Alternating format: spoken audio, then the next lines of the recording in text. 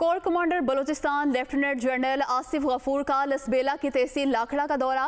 Core commander Balochistan lieutenant general Asif Ghafoor की सैलाब मुतासरीन से मुलाकात। पूरा मुल्क सैलाबी सूरत हाल से दो चार है।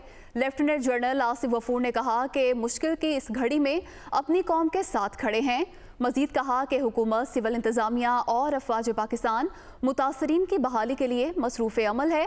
कोर कमांडर ने पाक फौज के रिलीफ और फ्री मेडिकल कैंप्स का भी दौरा किया। Corps commander Balochistan lieutenant general Asif Ghafoor का लसबेला की तहसील लाखड़ा का दौरा।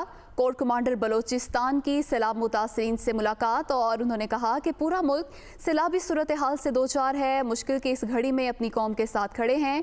हुकूमत, सिविल इंतजामिया और अफवाज पाकिस्तान मुतासरीन की बहाली के लिए मसरूफ़ अमल है। इसी पर बात करेंगे। इरफान सईद हमारे साथ मौजूद हैं। जो इरफान सईद, बताइएगा इस हवाले से। जी बिल्कुल। Commander 12 corps general lieutenant general Asif Ghafoor ने आज लसबेला के इलाके लाखड़ा का दौरा किया, जहां पर उन्होंने सैलाब मुतासरीन से मुलाकात की और उनकी मुश्किलात सुनी।